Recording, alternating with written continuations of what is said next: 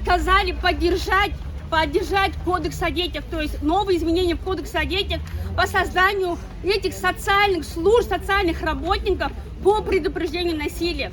Вот как мы будем защищать своих детей, если у нас на уровне айлюкмету, на уровне мест проживания детей нет этих социальных служб?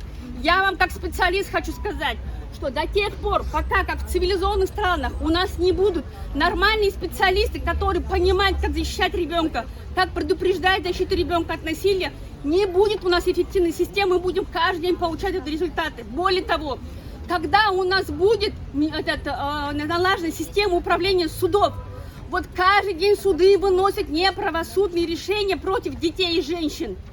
У нас такого количества убийств, изнасилований детей и женщин не было никогда. Посмотрите последние статистики, увеличилось почти на 70%. Что нужно сделать руководству нашей страны, чтобы эти изнасилования остановить? Что нужно делать? Элементарно сесть, обратить внимание. Мы уже уже недели просим президента встретиться с нами, потому что мы не доверяем ни одному министерству, ни одному государственному органу, которые говорят, что якобы они работают. Не работает система правоохранительная, не работает.